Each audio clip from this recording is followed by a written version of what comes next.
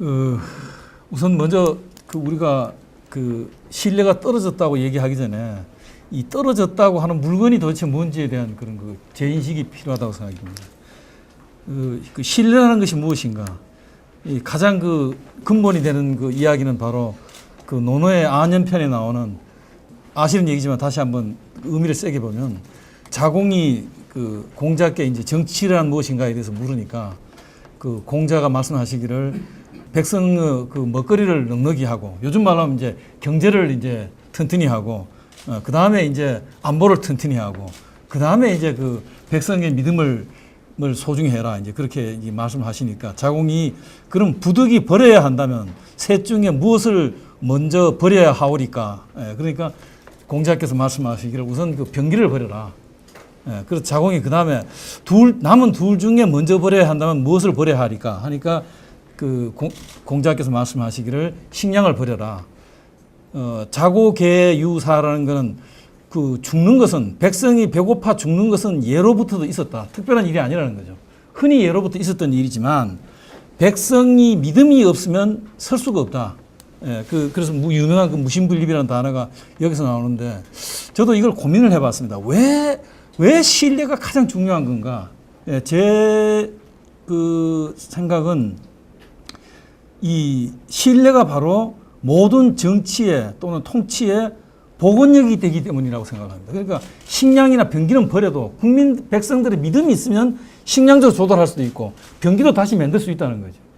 그래서 복원력이라고 하는 측면에서 바로 어떤 국가의 복원력 또는 통치의 복원력 또는 질서의 복원력의 핵심이 바로 믿음이다. 이 말을 더 찾아보면 영어에서 트러스트의 말은 독일 말의 트로스트에 나온다고 그럽니다. 그러니까 신뢰 이전에 이것은 편안함이라는 말이 원어원이라고 그런데요. 그러니까 이거는 우리가 상대를 믿지 못하기 때문에 그런 위협에 대한 경계심, 그 경계심을 풀고 나면은 거기서 이제 편안함이 생긴다는 겁니다. 그러니까 그 편안함을 얻기 때문에 이 고객이 신뢰를 하게 되면은 계약을 넘어서 가지고 이제 충성할 결속하고 충성할 그런 이유가 생기는 거죠. 아시다시피 금융업이라는 게 우선 남의 돈으로 하는 장사고 또 포워드 루킹한 콘트랙트를 하기 때문에 불확실성 문제라든가 정보의 비대칭성 문제가 있고 또 이해상충 문제가 있고 그렇기 때문에 최소한도로 신뢰의 근본은 이해상충은 없어야 된다. 금융기관하고. 근데 실제로 있다 보면 이제 많은 문제들이 다 이해상충 때문에 일어나고요. 그 다음에 이 신뢰의 개념이라는 거 보면은 저는 우리가 그냥 신뢰하면 소비자가 금융기관을 믿냐 안 믿냐 이걸 가지고 얘기를 하는데 개념적으로 본다 그러면 신뢰의 본질은 먼저 금융회사가 고객의 존재와 가치를 인정하는 것부터 시작을 합니다. 그러자면은 먼저 자체가 금융기관이 금융기관의 이익과 똑같이 고객의 이익을 생각해 준다. 그런 믿음에서부터 신뢰가 시작하는 건데 이거를 이제 결국은 금융기관 스스로가 배반하는 그런 이중적인 그런 배반의 문제가 이제 발생한다고 생각합니다. 대표적으로 이제 금융가에서 하는 말이 시티에서 하는 my word is my bond라는 얘기죠. 내 말이 곧 돈이다. 뭐 그런 얘기인데 이게 1748년부터 명문의 기록이 있다고 그럽니다. 그래서 바로 얼마나 금융기관의 그런 신뢰를 상징하는 말이고요. 우리가 흔하게 생각하는 건 지금 아까 말씀드린 금융의 신뢰가 땅에 떨어졌다. 라고 하는 거는 우리가 고객들의 금융회사에 대한 신뢰만을 가지고 얘기하는데 저는 우리가 좀 더 봐야 할 거는 또 다른 문제가 바로 금융회사와 감독기관의 문제죠. 또 그 다음에 고객하고 감독기관의 시스템 전체에 대한 국민들의 신뢰의 문제가 있습니다. 그래서 저희 생각에는 이 3자의 관계에서 이 금융 신뢰가 바로 우리의 금융의 생태계의 상태를 결정한다고 얘기할 수 있고 바로 우리가 직면하고 있는 신뢰 위기라고 하는 것은 고객이 금융회사를 믿지 않는다 하는 그런 영업상의 문제가 아니고 바로 금융회사와 감독기관 이거는 잘 금융회사가 막 드러내지 않아서 그런다면은 저는 상당히 똑같은 문제가 있을 수 있다고 생각하고 그러면 고객들이 감독기관을 믿냐 거기에 대해서 상당한 그런 불신이 드러나고 있습니다. 이런 총체적인 어떤 금융 생태계의 상태가 극도로 지금 악화되어 있다. 그런 점에서 이제 우리가 주목을 할 필요가 있고요. 최근에 이제 이런저런 것 때문에 한 200명을 제재를 했을 때 이것이 정말로 그 좋은 약이 돼서 그런 우리 이런 그 생태계를 복원하는데 얼마나 효과를 갖느냐. 예. 그러자면 그 감독이 그런 적합하냐, 또 투명하냐, 공정하냐. 뭐 이런 게 다 그 서로가 여기가 제가 좀 여러 가지 조건을 제시했습니다만은 이것이 맞아 떨어져야 되거든요. 그래서 우리가 이 그 신뢰 문제를 고객들의 금융회사에 대한 불신 문제로만 한정해서 보지 말고 이 생태계 전체의 상태, 이 문제로 저는 좀 봐주십사고 말씀드리고 싶습니다. 그 다음에 이제 구체적으로 좀 데이터로 좀 우리가 보면은 이건 미국의 경우입니다만은 하버드 대학에 있는 그 정치연구소에서 한 그 조사를 보면요. 역대에 미국 대통령 신뢰 지수가 30%에 간 예가 없다고 그럽니다. 얼마나 그 오바마의 신뢰가 추락했냐는 걸 보여주고요. 가장 미국에서도 신뢰받지 못하는 데가 월스트리트하고 언론입니다. 거의 바닥에 지금 있고요. 이게 재밌는 일이고. 그 다음에 또 보시면 이거는 아델만 트러스트라고 아델만이라는 데가 PR 회사인데 PR 자기네 영업적 목적 때문에 전 세계적인 네트워크를 가지고 이제 매년 이 트러스트 바로메터를 만들어내는데 이걸 보면 가장 세계적으로 신뢰받는 산업이 기술 산업이고 또 그 다음이 소비자 산업이더라고요. 이건 왜 그러냐면 AS라든가 이런 걸 통해 가지고 즉각지가 소비자 불만 해결해 주기 때문이고 가장 전 세계적으로 신뢰를 못 받는 게 역시 언론하고 금융기관입니다.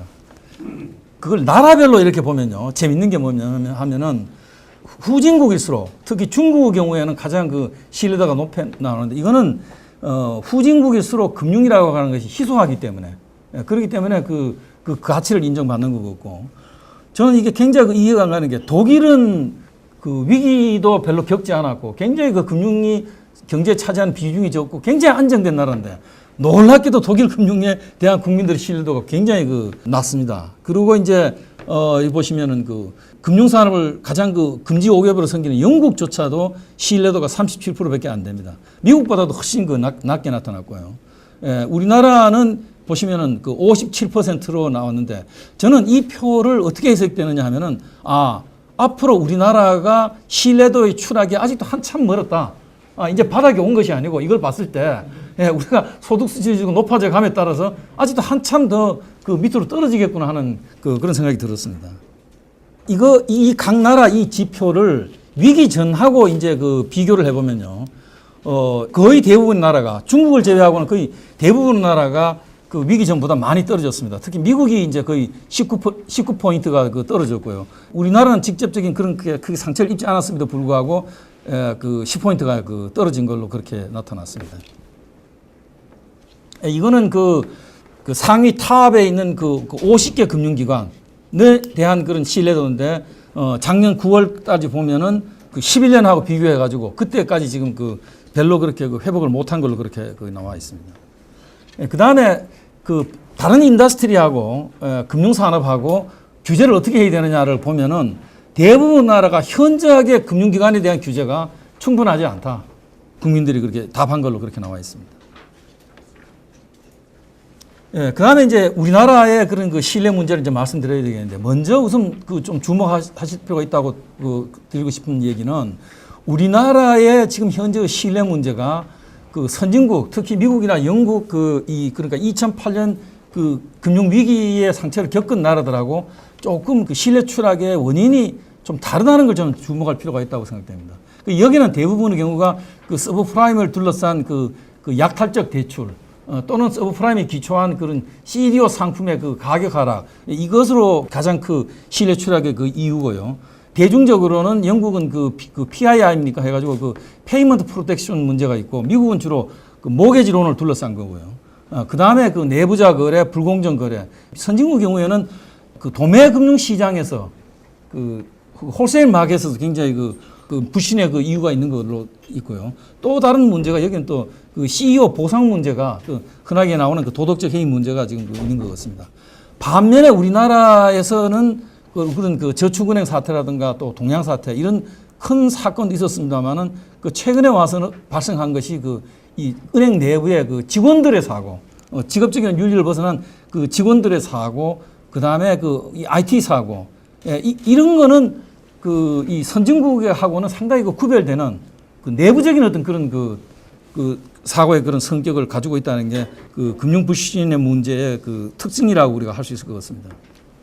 이걸 보시면 그동안에 얼마나 많은 사고가 이제 일어났냐 하는 그거를 이제 우리가 볼 수가 있고요. 또 그다음에 이제 이거 보시면은 지난 5년 동안에 금융기관에서 일어난 이 주로 직원들에 의한 사고입니다. 이 사고는요.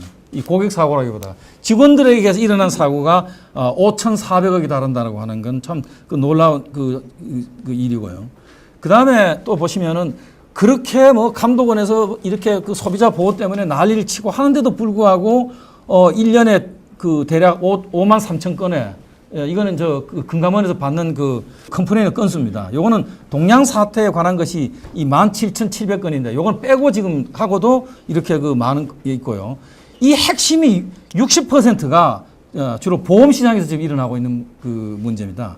사이즈에 비해 주로 이제 은행은 좀 적은 편이고요. 그래서 이 보험이 특히 고객들과 관계에서 신뢰성을 회복하는데 큰 이 문제를 안고 있다고 그렇게 생각이 됩니다.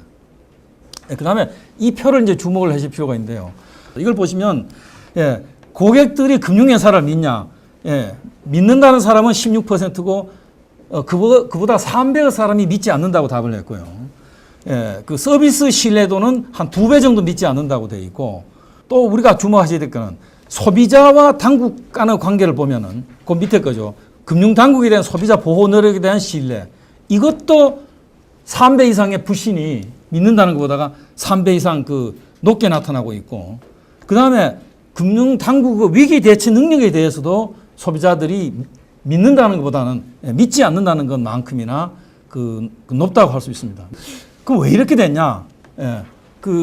첫째 이유가 소비자하고의 관계에서 본다 그러면은 지금 어느 영업을 막론하고 은행 증권 보험 할 것 없이 큰 이유가 바로 단기 위주의 그런 영업 관행이라고 할 수 있겠습니다. 특히 모든 기관에서 KPI 위주로 이 영업을 하다 보니까 KPI의 배정 자체가 소위 금융기관에서 드라이브를 거는 새로 나온 신상품, 그리고 유유자금, 이런 것에 이제 KPI의 배점이 많이 가고, 그러다가 보니까 이 문제에 관해서 제가 이제 한 가지 솔직하게 말씀드리고 싶은 거는, 저는 거의 35년을 넘게 공급자 편에 서서 살았습니다. 학교에 있을 때는 금융기관 훈수 들었고, 정부 훈수 들었고, 그 다음에는 은행에 들어갔었고, 그 다음에는 감독원에 가서 제 자신이 직접 소비자 보호를 해봤고, 그리고 백수가 돼서 집에 들어앉아 보니까, 이거는 전혀 다른 얘기더라고요. 백수가 되어서 제가 은행에 가서 전표를 써보고, 증권회사나 은행에서 오는 전화를 받아봤을 때, 이 소비자라고 하는 거는 전혀 다른 거였습니다. 제가 정말로 굉장히 놀랐습니다. 언제 전화하느냐? 얘들은 항상, 이 사람들은 제한테 유유장고가 있을 때 전화합니다. 또 제가 자기들이 내한테 팔고 싶은 신상품이 있을 때 전화합니다. 제가 관심은 내 맡긴 돈이 어떻게 되냐, 이게 관심입니다. 이 사람은 그건 아무 관심이 없어요. 왜? 그건 해봐야 KPI가 안 되니까. 왜? 그건 KPI 다 빼먹었거든요. KPI를 얻자면 제 새 돈이거나 아니면 자기들이 신상품을 팔아야 되는 겁니다. 그래서 내가 이게 왜 불신이 생기느냐, 왜 신뢰가 깨지느냐는 거를 제가 백수가 돼가지고 아주 이게 내가 그동안 정말 금융이 뭔지 제대로 몰랐다 하는 반성을 참 많이 했습니다. 그 다음 두 번째가 최근에 금융 상품들이 저금리를 탈피하기 위해서 상품이 복잡해지고 글로벌로 하다 보니까 숨겨진 위험이 굉장히 많습니다. 예를 들면은 ELS를 비롯해서 E자 붙은 상품, 이런 상품들은 사실은 본질이 내기입니다. 지수를 해서 그 지수가 되면은 얼마를 주고, 키코뿐만 아니라 다 전부 다 내기인데, 내기가 걸려 있는데, 금융기관에 가면 전부 다 이거는, 그냥 적금처럼 생각하지. 그걸 매월 넣습니다. 적금이라고 넣지, 자기는 매달 고객이 사실상 매달 금융기관하고 내기를 하는 거거든요. 이건 내기입니다. 한 사람도 없습니다. 이건 숨겨진 위험이죠. 또 그 다음에 최근에 와서 숨겨진 위험이 브라질 국채 때문에 삼성증권을 비롯해 금융증권회사들이 난리가 났는데, 그거 말하자면 환율 위험이 얼마나 위험한 거냐. 이 숨겨진 위험에 대해서 금융기관도 이해가 부족하고 고객은 말할 것도 없고 결국은 이제 여기서 이제 그 문제가 이제 발생하는 거죠. 예, 그 다음에 이제 이 IT 사고, 그 개인정보 유출 사고인데요. 이걸 보시면 이미 2011년에 농협 사고가 터졌을 때 이미 이 사고는 예고된 거였습니다. 예, 그런데 많은 금융기관들이 저 농협은 수준이 좀 떨어져서 저런 사고가 나는 거야 라고 생각했지 자기가 똑같은 문제를 안고 있다는 생각을 안 했어요. 예, 그래서 보시면 왜냐면 그때도 생긴 게 그 외주를 줬을 때 외주 관리에서 그 이제 문제가 발생하기 시작했는데 외주 관리 다 하거든요. 다 외주를 줍니다. 그 외주 관리가 얼마나 내부 통제상의 위험이 있는가에 대해 가지고 그걸 이해하지 못한 거죠. 저는 그 놀랍게도 보시면 전 산업 중에서 금융산업만큼 R&D에 투자를 안 하는 산업이 없습니다. 금융산업만큼 이 나날이 변해가는 세상의 기술의 변화에 인식이 적은 그 금융기관이 없습니다. 이걸 보시면은요.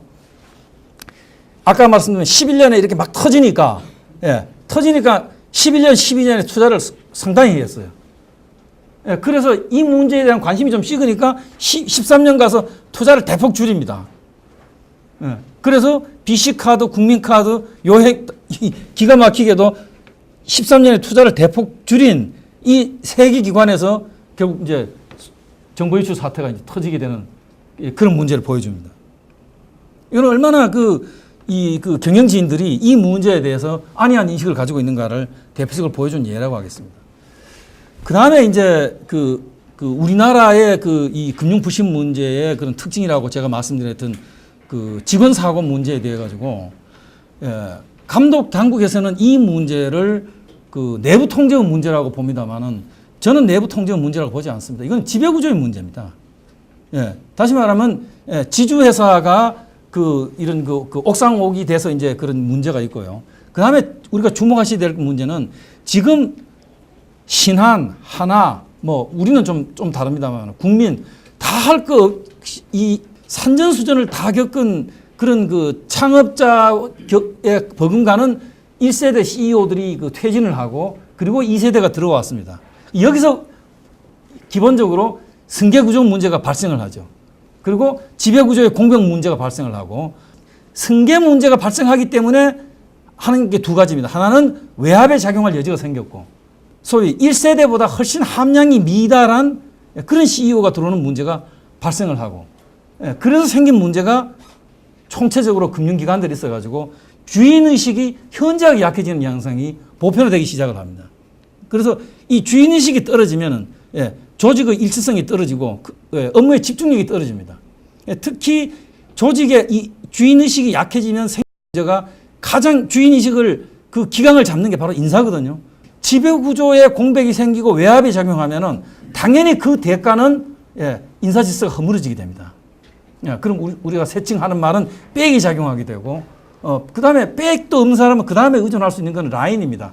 조직 안에처럼 굉장히 안에는 복잡한 라인들이 있습니다. 은행원들 제가 조사를 해보니까 에버리지로 한 사람이 자기 월급에서 매달 돈을 내는 모임이 7개 정도 됩니다. 그런 만큼 은행 내부에서는 계보 관리를 합니다. 그것도 없는 사람들은 마지막 할 게 실적입니다. KPI인데 제가 어느 은행이라고 얘기하지 않겠습니다만 모 은행의 경우에는 KPI 실적 점포장 1등부터 10등한 은행 중에 임원이 된 적이 한 사람도 없대요. 왜? 항상 밑에서 치고 올라오니까. 백 좋은 사람, 라인 좋은 사람이 치고 올라오니까. 그러니까 이 백도 없고 라인도 없고 이런 많은 사람들은 빠지는 게 뭐냐면은 집단적 냉소주의에 빠지게 됩니다. 우리한테 할 때는 KPI 가지고 하라 그래 놓고 인사할 때 보니 그게 아니잖아. 그러면 이제 조직의 충성도가 약화되고 냉소주의에 빠지고 그러면 무슨 문제가 생기냐면 돌아앉아서 이제는 내 살 길을 찾게 됩니다. 요거는 어떻게 좀 빠져나갈 수 있겠지. 그런 일을 이제 빚게 됩니다. 저는 이 내부 통제가 아니라고 하는 이유를 뭐냐면요. 지금도 이 점포에 들어가서 보시면 점포 영업점이 4시에 마감을 하게 되면은 점포에 있는 내부 통제 책임자가 전 점포에 있는 모든 직원들의 서랍에 있는 현금, 시제금, 그 다음에 ATM 기어 시제를 다 확인하게 되어 있습니다. 내부 통제자가. 근데 그거 다 하자면 12시가 다 돼야 됩니다. 정상적으로 할 수가 없습니다. 감독이 또 내부에서 정한 그걸 지킬 수가 없어요, 현실적으로. 지금도 지킬 수 없는 내부 통제 시스템을 가지고 있습니다. 하물며 내부 통제는 사고 날 때마다 계속 더 상호 견제하고 승인받게 하고 해왔지 약해진 적이 없어요. 내부 통제는 더 강화되는데도 불구하고 사고는 더 나고 있습니다. 이거는 기본적으로 그 내부 통제 문제가 아니라는 말씀을 드리고 싶고요. 그 다음에 그래서 이렇게 그러나 감독 당국에서는 이 문제를 내부 통제 문제를 다룰 수밖에 없습니다. 그래야 들어가 볼 수 있으니까요. 지배구조 문제는 들어갈 수가 없죠. 들어가 볼 수가 없으니까 내부 통제를 가지고 들어가서 이제 그걸 얘기를 하는데 이거를 금융기관들이 어떻게 받아들이고 있냐면 감독 당국에서 내부 통제를 하려니까 내부 통제로 대응하고 그래서 잘못했으니까 미안하니까 이걸 뭘로 떼우느냐. 사회 공헌에서 내가 나쁜 사람이 아니다. 우리 기관이 착한 기관이다. 예. 그래서 이건 뭐 하는 겁니까 도대체? 이게 소비자들을 이렇게 그 신뢰를 버리고 나서 자기가 나쁜 사람이 아니라는 걸 보이기 위해서 봉사활동을 많이 한다. 이거는 정말 그 말도 안 되는 그거라고 생각합니다. 예. 이건 제가 보기엔 이거는 우리가 말하면 문제는 전기가 통하느냐 안 통하느냐의 문제인데 전기가 통하느냐 안 통하느냐는 관심이 없고 전선만 자꾸 바꾸는 거하고 다를 거가 없다고 생각합니다. 그래서 이런 지금처럼 이렇게 내부 통제만 강화하는 쪽으로 지배구조의 본질을 건드리지 않고 이렇게 간다 그러면 예. 결국은 내부 통제를 강화하면 이게 결국 뭐냐면 바로 누구도 명확하게 책임질 사람이 없는 시스템이 되어 갑니다. 예. 그래서 이거는 굉장히 긍정적인 효과보다 저는 부정적인 효과가 크다고 생각하고요. 예. 그래서 어떻게 그러면 이 문제를 해결할 거냐. 예. 저는 첫 번째로 아까 IT 문제도 그렇고 직원들의 그 사고 문제도 그렇고 이 문제에 대해서 가장 어텐션 주의해야 되고 책임져야 할 사람이 누구냐? 예, 저는 이사회라고 생각합니다. 핵심은 그 지배구조의 문제의 핵심은 주인의식이 없는 거고 예, 이 주인의식을 누가 가져야 하느냐? 저는 이사회가 가져야 된다고 생각합니다. 예. 바로 이사회가 이런 문제를 제대로 관리할 능력이 없는 사람을 뽑았고 그 없는 사람을 제대로 못하는 걸 제대로 챙기지 못한 거죠. 예.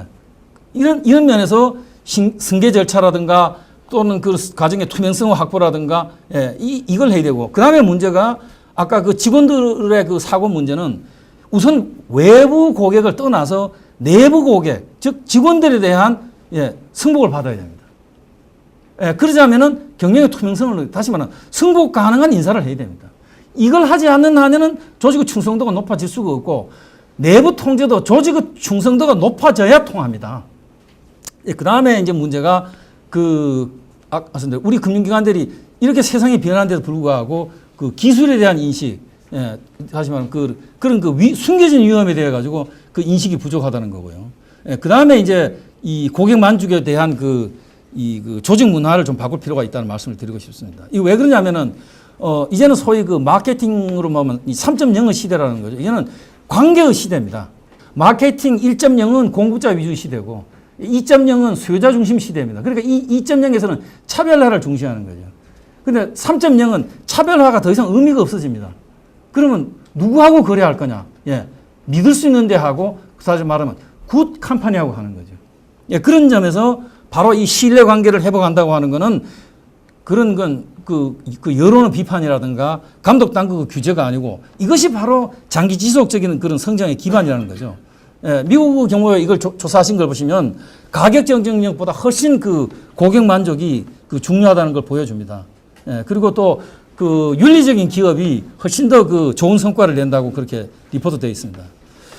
그 다음에 보시면은 소비자 보호 문제 때문에 여러 가지 방법을 써왔습니다. 특히 영국의 경우는 엄청난 돈을 들여가지고 금융교육을 강화하고 뭐 어쩌고 해봤는데 그게 결국 다 효과가 없는 걸로 드러났습니다. 그래서 결국 마지막으로 지금 귀찮고 있는 게 뭐냐. 예, 지금 소비자 교육보다는 영국 경우는 퇴직자들한테 차라리 바우처 제도, 다시 말하면 금융 상담을 할 수 있는 쿠폰을 주는 것이 훨씬 더 효과적이다. 예, 그리고 가장 효과적인 게 결국 뭐냐. 왜 은행들이 징계를 해도 듣지 않냐. 예, 그보다가 더 듣게 하는 건 뭐냐. 결국은 예, 엄청난 벌금을 매기는 겁니다. 예, 이걸 보시면은 이 위기 전 2007년에 하고 2013년에 비하면 거의 벌금이 10배 정도 올라갔습니다. 이만큼 이제는 답이 그거라는 거죠. 그러니까 소비자 보호를 제대로 하지 않으면 벌금 때문에 수익을 낼 수가 없습니다. 그만큼 이제 그 징벌적 그 벌금이 효과적이라는 것이 그 감독 당국의 그 영국과 미국의 감독 당국의 그 생각이고, 우리도 이 점에서 굉장히 그 우리나라는 지금 뭐 벌금이라는 게 그 뭐 징벌적 의미가 거의 없죠. 그래서 이 점에서 좀 우리가 그 좀 혁신이 필요하지 않은가 그런 생각을 합니다. 예, 그 다음에 세 번째가 현실적으로 지금 그 여러분 그 증권 투자나 또는 위험한 상품 투자하면 여러분 그 증권회사 은행에 가서 우선 먼저 시험을 보셔야 됩니다. 그 여러분의 그 금융 지식 수준이 얼마나 되는지에 대해서 이제 시험을 보시게 되어 있는데 그거 다 소용없는 일이죠. 그거 다 그 허구입니다.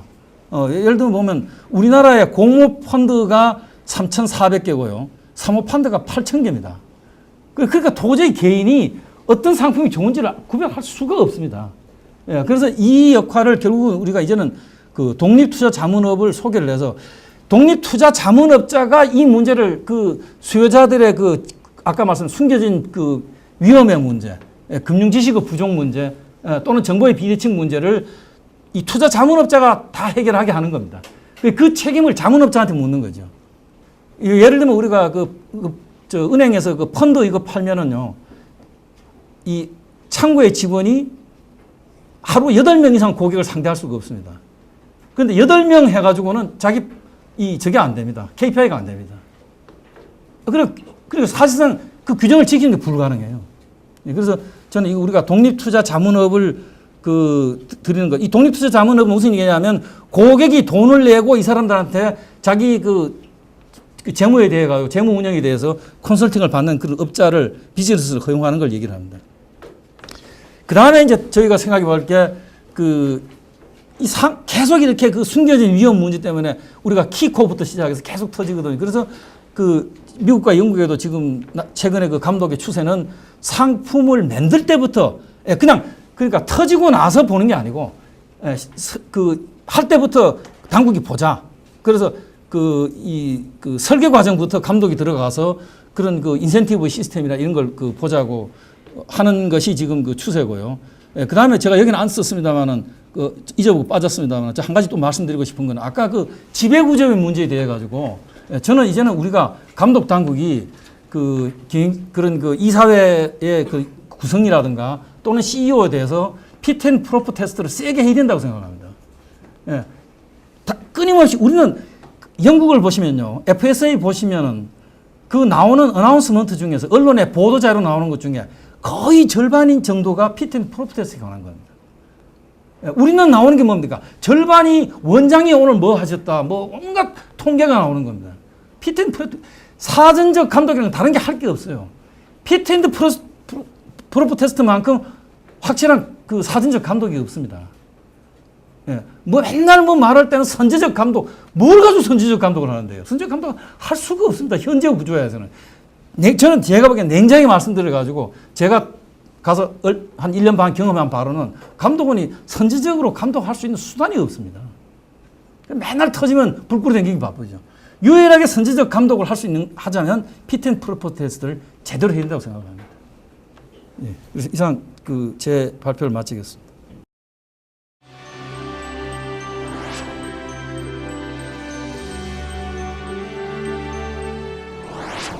그 현장에서 있기 때문에 과연 어떤 부분이 그 신뢰를 갖다가 저하시키는 원인이었는지, 그러면 현실적으로 어떤 부분이 우리가 좀 보완이 되어야 될지 그 부분에 대해서 좀 정리를 좀 했습니다.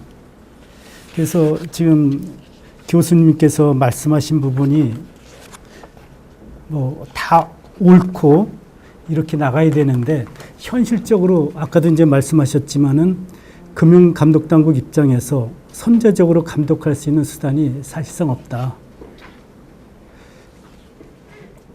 그래서 제가 한번 실무적으로 된 거를 한번 간단히 말씀을 한번 올리겠습니다. 금융산업의 신뢰가 낮은 것은 아까 금융위 설문조사 결과에서도 말씀하셨고, 저희가 중앙대 최근에 심준석 교수님께 용역을 줘서 한 쪽에서도 보면은 상당히 5점 만점에 보면은 이제 금융 전문가들도 어떤 2.5점 뿐이 안 나옵니다. 보통 아래에 미흡한 수준으로 이렇게 나오고 있거든요. 그러면은 그 아까 이제 되돌아가서 그러면 금융산업의 신뢰가 왜 중요한지 아까는 이제 국가 그 논어 말씀도 해주시면서 어떤 정치의 근본이다 이런 말씀을 해주셨는데 실질적으로 왜 금융산업의 신뢰가 중요한 것인가? 그 보면은 그 사람들에게 진짜 중요한 부분이 그 생명하고 또 돈이라고 합니다. 근데 지금 보면은 금융회사의 그 총자산이 한 3,400조가 되는데요. 이 내용을 보면은 그 대부분이 예금을 해 있거나 보험료를 납입해 있거나 이런 거로 구성이 돼 있고 1인당 따져보면 6,800만 원이거든요. 많이 그 여기에 맡긴 사람도 있고 적게 맡긴 사람도 있겠지만은 어떻든지 간에 그 금융회사는 국민의 그 소중한 재산을 갖다가 이렇게 맡아서 관리를 하고 있거든요. 그 저희가 보면은 그 뭐 돈 같은 경우에는 그 형제라든가 뭐 심지어 이제 부모님께도 이렇게 맡기지 않드는데 전혀 생판 모르는 금융회사에 맡길 때는 그만한 그 신뢰가 있기 때문에 맡기는 건데 그 신뢰를 잃게 되면은 어떤 금융산업의 그 기본적인 어떤 자금 중개 기능이라든가 위험 보장 기능이 그 저하될 수밖에 없거든요. 그래서 이제 신뢰가 중요한 것 같습니다. 그래서 실질적으로 그 아까 신뢰 저하 부분에 대해서 말씀을 해주셨는데 저는 가만히 그 생각 곰곰이 해봤습니다. 그랬더니 어떤 본능하고 이성의 그 금융회사도 어떤 그 이기주의인 그 어떤 공공성을 갖는 기관 이전에 어떤 수익을 추구하는 기관인데 여기에서는 그 본능, 그 다음에 이성이 서로 조화를 이루고 어떤 균형을 맞춰야 되는데 어떤 신뢰를 잃을 때는 그 본능이 이성을 좀 압도해서 지배했기 때문에 그렇지 않은가 이렇게 생각이 듭니다. 실질적으로 보면은 그 한쪽에서는 어떤 본능적으로 수익을 추구하는 자기 중심의 이기주의가 그 자리 잡고 있고 또 아까도 말씀을 하셨지만은 그 당장의 어떤 그 편리함을 추구하는 그런 그 본능이 마음속에 자리 잡고 있습니다. 그렇지만은 어떤 그 위험에 대한 그러다 보면은 위험에 대한 그 경계심이 줄어들 수가 있습니다. 그래서 그런 그 사회적 공공성이라든가 앞으로의 그 위험에 대비해서 발전을 하려는 그런 부분들을 소홀히 하기 때문에 어떤 그 신뢰가 저하가 되고 그 다음에 금융사고도 발생을 한다고 봅니다. 그래서 흔히 보면은 어때 그 비 올 때 우산 뺏기라든가 이런 것처럼 자기 너무 그 금융회사가 탐욕적인 그런 그 수익 추구 활동을 하기 때문에 어떤 신뢰가 저하되는 부분이 있고요. 또 하나는 최근 들어서는 그 저축은행 사태라든가 동양그룹 사태, 그 정보 유출 사고 이 과정에서 어떤 금융상품 불안전 판매라든가 그 불공정 시장 행위가 대대적으로 그 발생을 했기 때문에 이 부분들이 어떤 금융회사의 신뢰를 저하시키는 어떤 그 불에다가 기름을 끼얹는 격이 되지 않았나 이렇게 생각이 됩니다. 그리고 최근 들어서 보면은 그 사회적으로 그 양극화가 많이 진행이 되고 있는데 그 금융권이 보면은 어떤 신이 내린 직장 뭐 이런 식으로 해서 그 사회적으로 대표적인 어떤 그 기득계층으로 이렇게 인식이 되고 있습니다. 그러면서 금융회사의 어떤 고수익이라든가 요즘 많이 그 고수익이 줄어들고 있습니다만은 그런 부분 그리고 고임금 그러면서 어떤 아까 그 대형 금융사고가 발생하는 과정에서 그 나타난 그 임직원들의 탐욕 그리고 일탈 이런 부분들이 어떤 신뢰를 저하시키는 그런 대표적인 요인이 되지 않나 이렇게 생각이 됩니다. 그 중요한 것은 그러면 이런 상황에서 어떻게 신뢰를 회복할 것인가. 그래서 한 두 가지 그 금융회사의 입장, 그 다음에 아까 금융감독원의 감독당국의 그 입장에 대해서 한번 살펴봤는데요. 그 아까 보면은 그 신뢰가 금융회사뿐만 아니라 그 금융감독당국에 대해서 상당히 낮은 것으로 그 조사가 되고 있는데요. 먼저 금융회사의 경우에는 그 주어진 일을 잘해야 된다. 기본적으로 각각 그 설립법에서 그 규정하고 있는 어떤 자금 중개 기능이라든가 위험 보장 기능을 잘해야 되고, 그 다음에 무엇보다도 중요한 것은 그 당장 그 눈앞의 이익에 연연하지 말고 그 장기적인 관점에서 그 고객하고 지속적인 유대 관계를 가져야 된다. 그리고 또 고객이 어렵다고 보면은 많이 대출을 희소하는 경우들이 많은데 그런 경우일수록 더더욱이 어떤 고객에게 감동을 줄 수 있는 그런 영업 활동을 해야 되지 않나 이렇게 생각이 됩니다.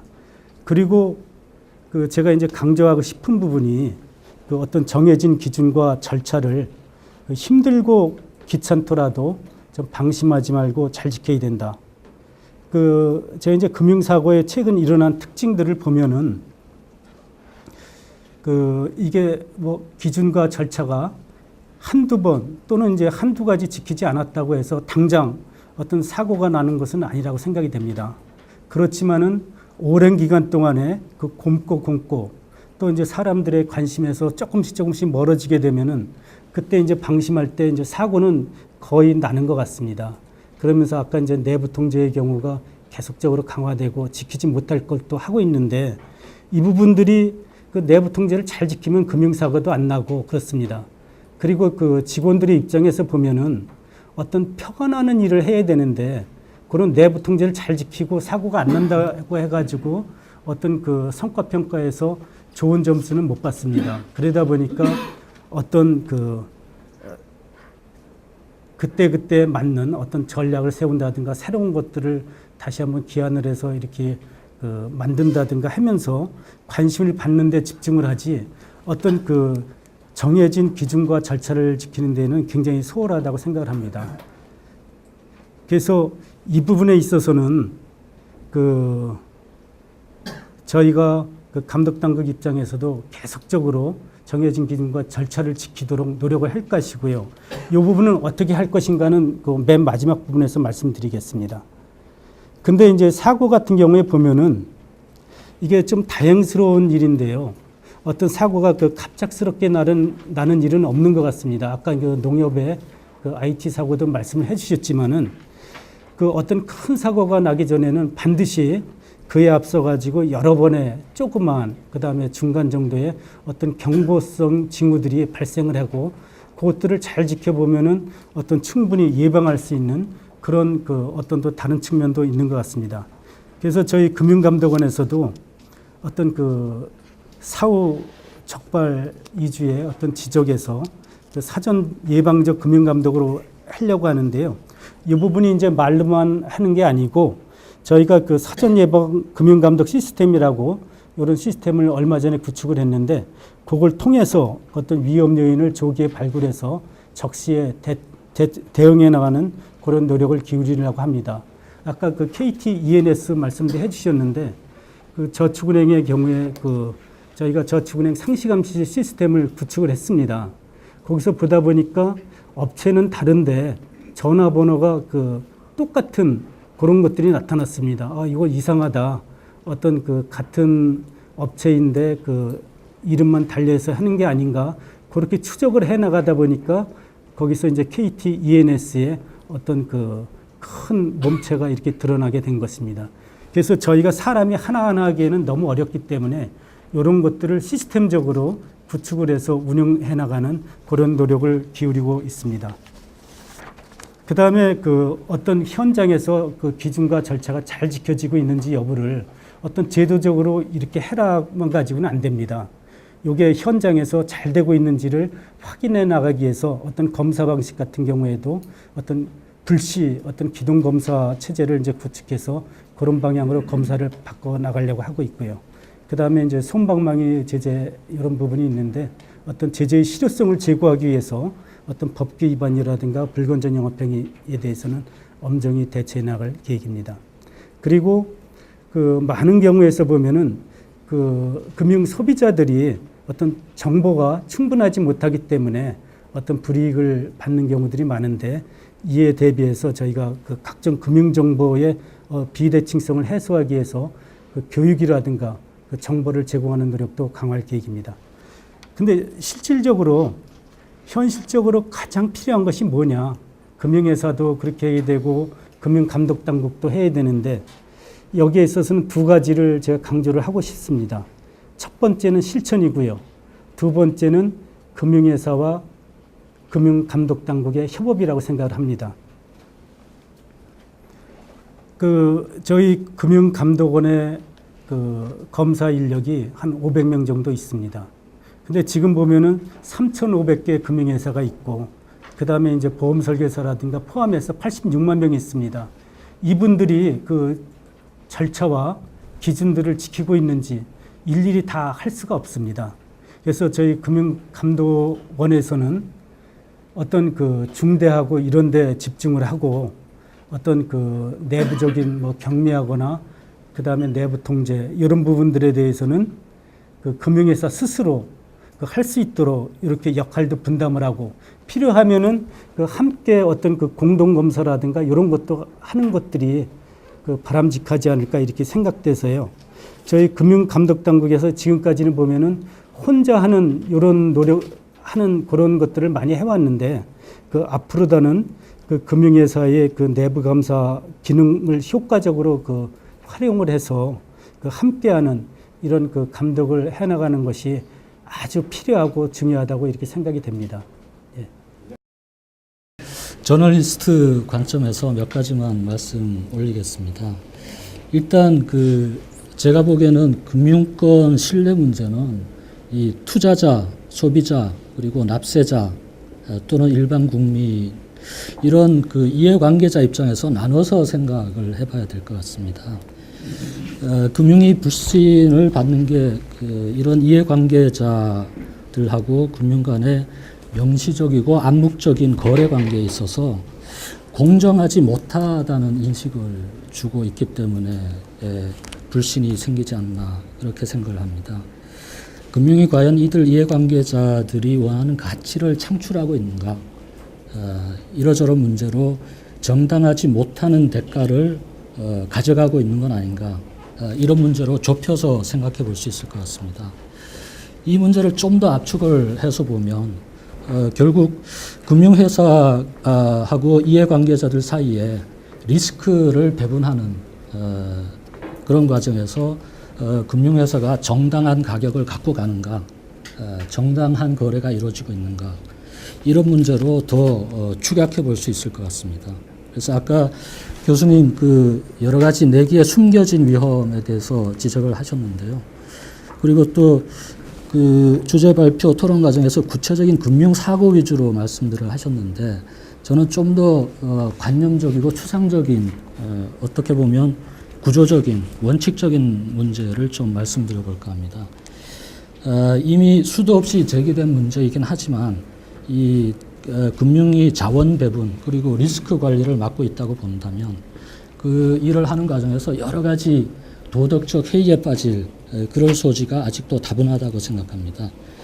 외환위기 이후에 금융이 더 대형화되고 또 과정화되고 그럴수록 그 뒷면에는 대말굴사 금융기관들의 시스템 리스크 가능성에 대한 걱정이 더 깊어졌습니다.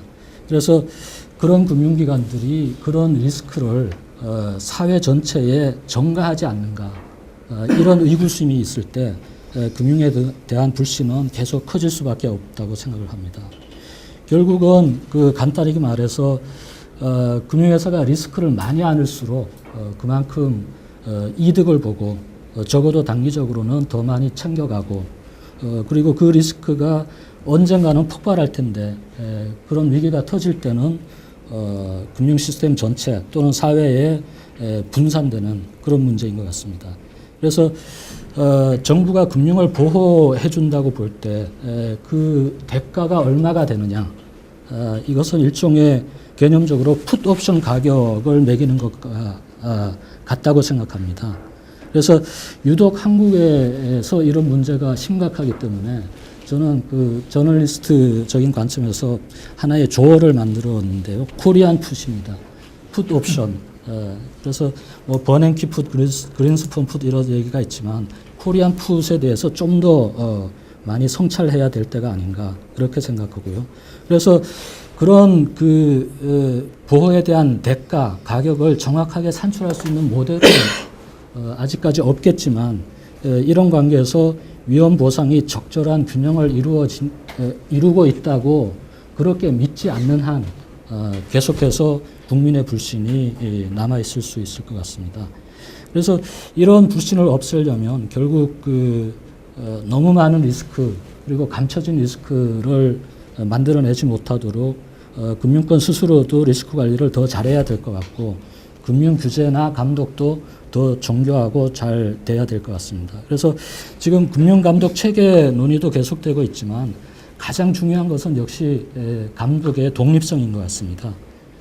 이른바 권치, 관치를 통해서 단기적이고 편향적인 그 정치권 입김을 받게 되는 문제, 그리고 규제 당국으로서 업계에 포획되는 문제가 있을 수 있습니다.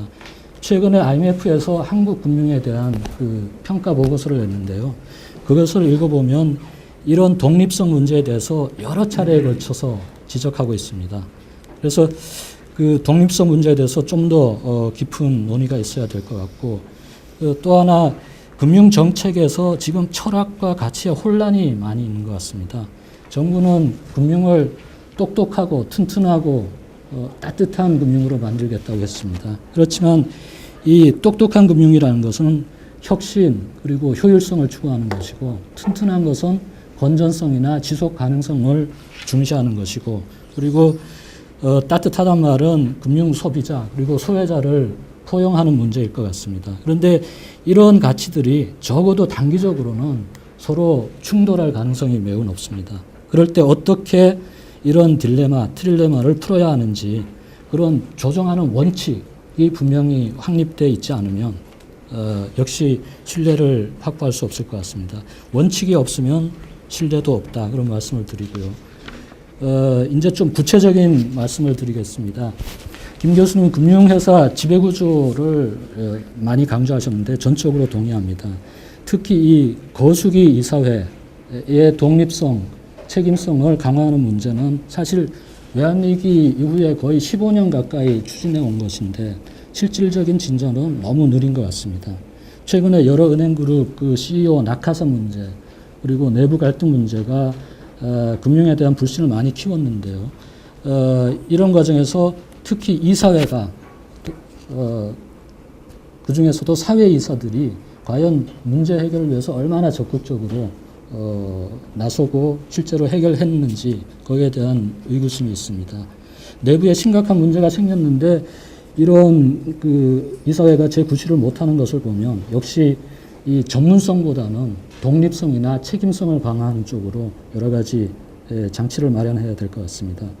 그래서 특히 제가 느끼는 것은 사회이사들이 또 다른 살찐 고양이, 팻캣으로 비춰지고 있는 현실에서 이런 선임 과정, 활동 내용, 평가 결과가 좀 더 투명하게 드러나도록 하고, 또 제9시를 다하지 못할 때는 법적이고 경제적인 대가를 치르도록 그렇게 할 필요가 있는 것 같습니다.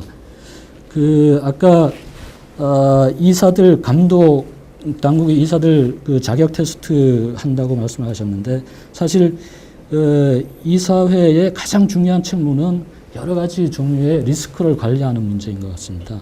이와 관련해서 최근 IMF 보고서에서는 감독 당국이 직접 현장에 가서 이사회가 과연 얼마나 그 회사의 리스크를 잘 이해하고 감독하고 있는지 직접 보고 판단을 하라고 주문을 했습니다. 그런데 우리나라에서는 이 관치에 대한 그 논란 때문에 그런 비판이 두려워서 실제로 현장에 가서 이사회와 미팅을 하고 그런 걸 따질 그럴 분위기가 아니었던 것 같습니다.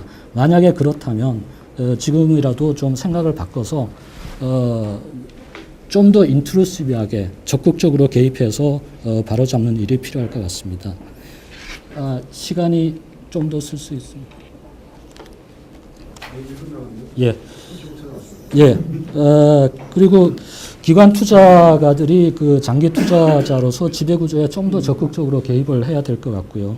이 국민연금이나 여러 그 투자신탁 회사들이 지나치게 지금 프리라이더가 되고 있는데 좀 더 구속력 있는 준칙을 만들어서 지배구조 그리고 의안 평가를 제대로 할 수 있도록 해야 될 것 같고요.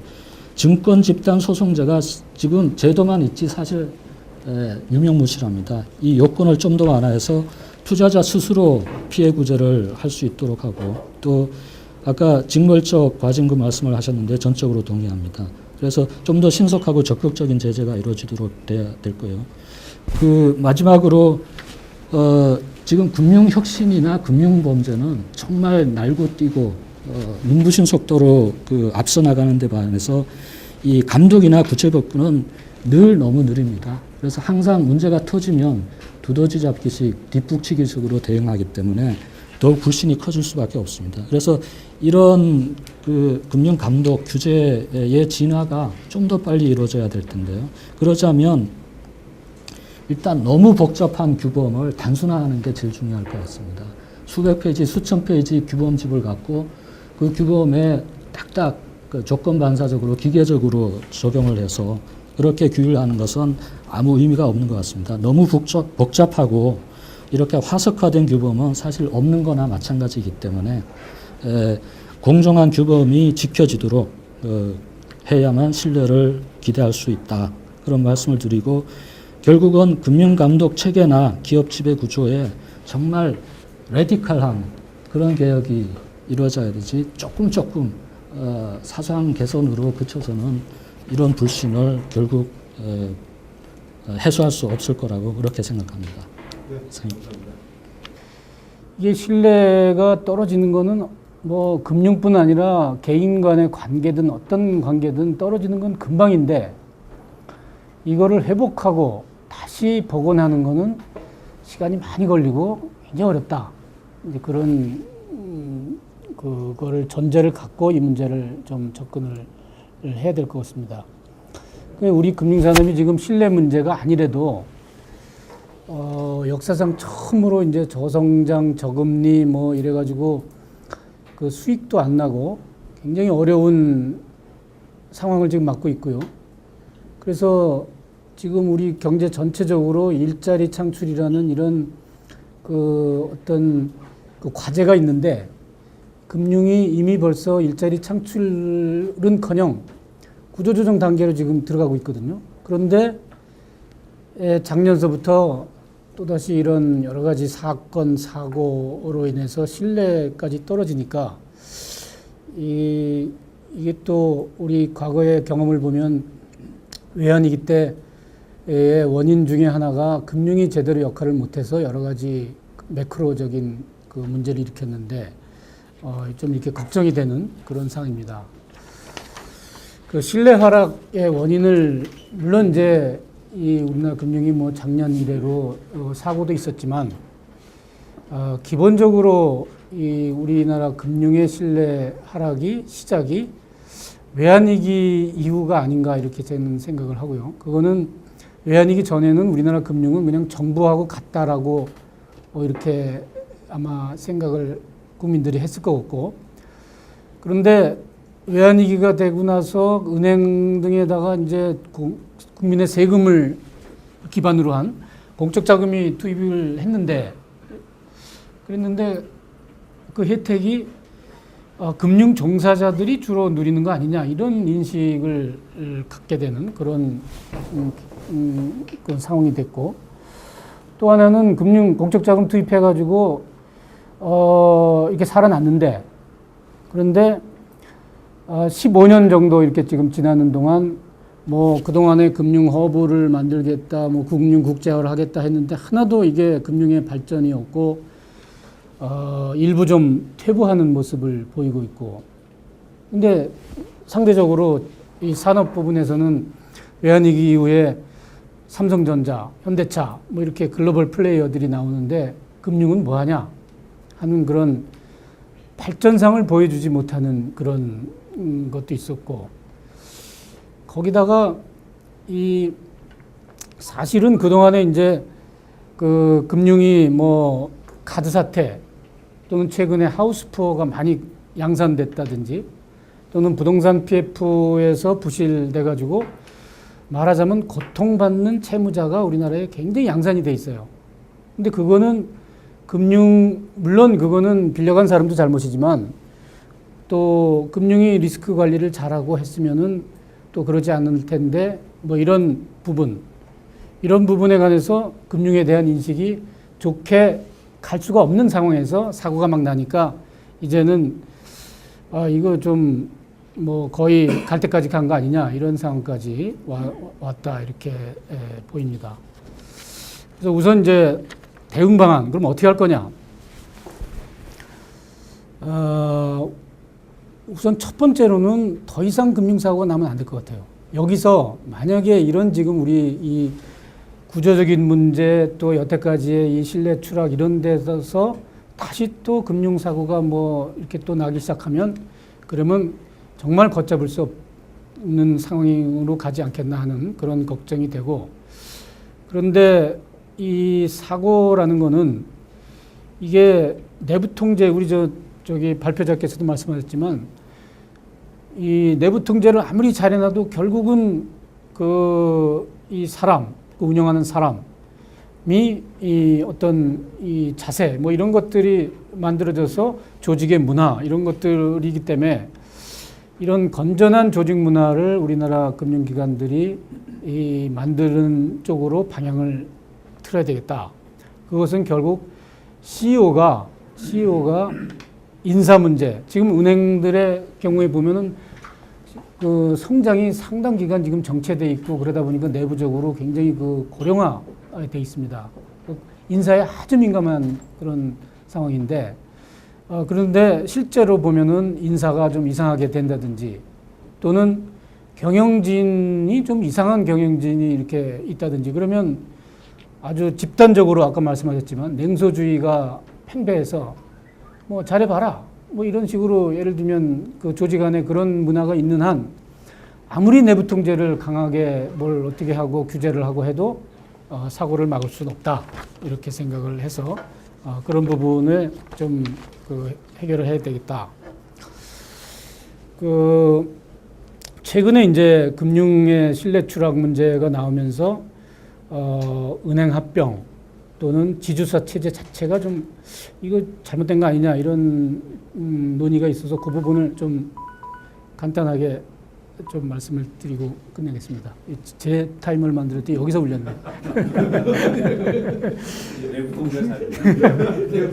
이중 통제를 지금 하고 있는. 예. 지금 뭔가 사고가 자꾸 나는 은행들이 보면 합병된 은행들이니까 이거 합병이 오히려 이게 해서 뭐 줄서기를 하고 밥 먹으라고 해서 이런 내부 통제가 잘 안 되는 거 아니냐 하는 이런 인식도 좀 일부 있는데, 저는 오히려 이 시장에서 결국 은행 합병이라는 게 그 가장 최후의 그 금융기관에 대한 그 징벌 수단이거든요. 그러니까 뭐가 경영을 잘못하고 뭐가 잘못되면은 타겟이 되는, 시장에서 타겟이 돼가지고 아예 존재가 없어진다. 이런 그 잠재적 위협을 나름대로 갖고 있어야 그 내부에서 뭐 상호 간에 서로 견제도 하고 이런 실제 일어나든 안 일어나든 그런 게 좀 필요한 거 아니냐 이런 생각을 하고 있고요. 또 이제 지주사 체제, 이 부분은 지주사를 만들어 놨더니 지주사 때문에 오히려 더 그거 하니까 이참에 그냥 지주사 체제를 없애자 뭐 이런 의견들도 좀 있는 것 같은데, 이게 지주사 체제라는 게 만들 때 이 세계적인 추세로 겸업화로 가고 있는데, 그러면 유럽처럼 유니버설 뱅크로 갈 거냐? 우리나라와 일본, 미국처럼 전업주의를 하는 나라들은 그러면 어쩔 수 없이 지주사를 만들어서 겸업을 할 수 있도록 이걸 만들자라고 해서 이제 만드는 그 체제인데, 그 체제 자체가 잘못됐다는 것은 아닌 것 같아요.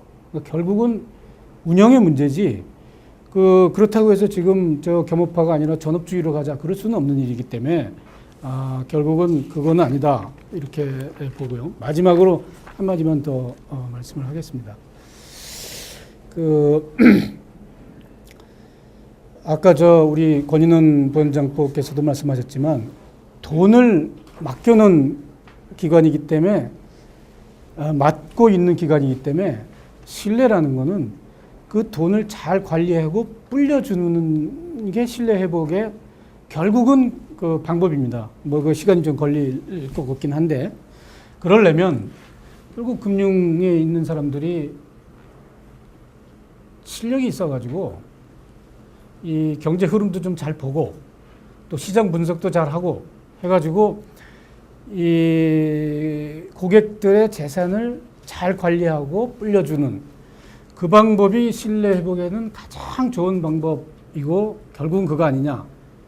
예를 들면 그 웰스파고가 금융위기 이후에 잘한다고 지금 뭐 전 세계적으로 지금 칭송을 받고 있고 실제로 퍼포먼스도 좋게 나오는데 그래서 그 은행에 뭐 저도 한번 가서 만나고 그랬습니다. 그 사람들 만나면 전 세계의 은행들이 자기들을 벤치마크 하러 하기 위해서 온다 이거예요. 자기들 저기 뭐 어떻게 하냐고. 오면은 그 물어보는 사람들이 다 아는 얘기를 자기들이 항상 해준다는 거예요. 그걸 몰라서 못하는 게 아니라 단지 자기들은 컨시스턴트하게 하면서 조직 내에 그것이 문화로 고객을 중시하는 그것이 문화로 뿌리내려 있다. 그래서 철학이 있다.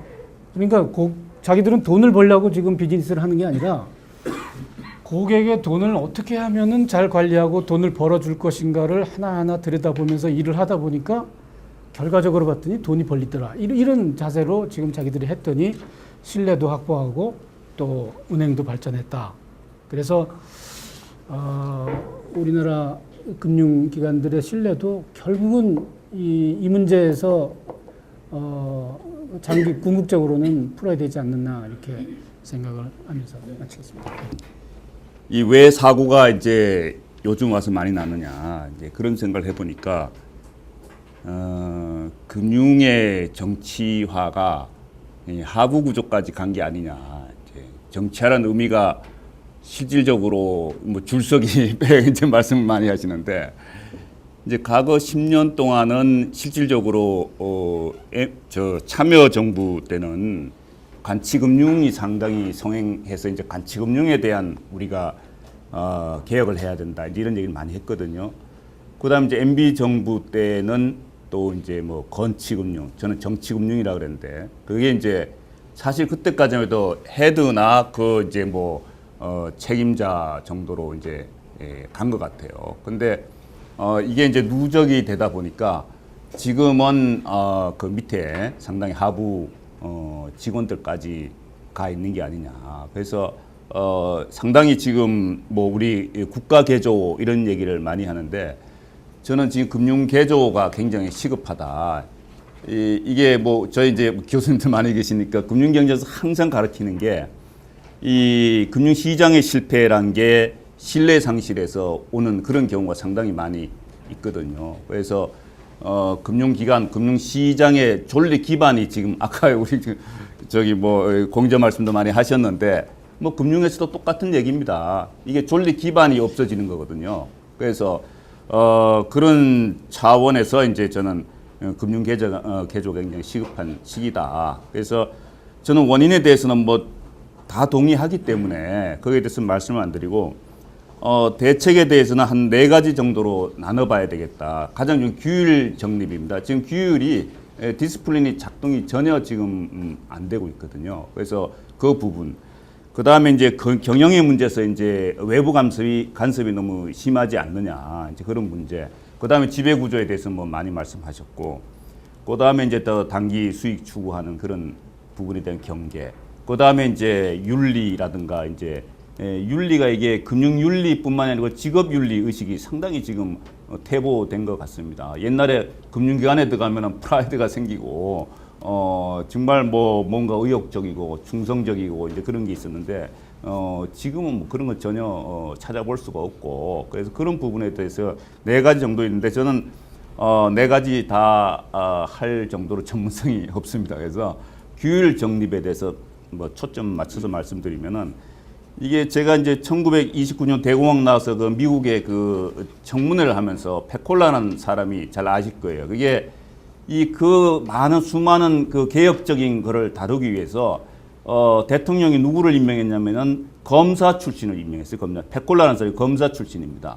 그래서 이 사람이 그 정말 개혁적인 그런 거를 다 이해관계 굉장히 얽혀 있거든요. 그래서 그거를 다 그 정말 깨끗하게 해서 페콜라 보고서 굉장히 유명한 보고서인데 그거를 이제 채택을 했습니다. 그래서 저희는 지금 시점에서 우리 장 의원도 말씀하셨는데 규율 정립을 해서 모든 걸 조금 이제 금융분에 쏟아야 될 때가 아닌가. 그래서 뭐 예를 들면 금융감독 체계 개편도 좀 다시 하고 금융위원회, 금융감독위원회 지금 정부 조직 개편을 한다 그러는데 금융위원회를 금융감독위원회 조금 이제 전환을 해서 금융감독원의 일원화도 하고요.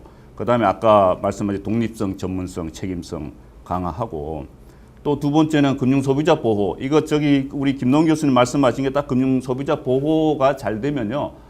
상당 부분 해소될 수 있는 부분입니다. 위험의 은폐 문제, 위험 추구 행위라든가 그다음에 사후적인 어떤 보상, 배상 문제, 징벌 문제 이런 거는 금융소비자 보호를 통해서 그래서 상품 개발부터 사후적 어떤 조치까지 그래서 거기에 대해서 조금 강화가 돼야 되는데 이게 국회만 가면 문제가 생겨갖고 잘 법이 통과가 안 되고 있습니다.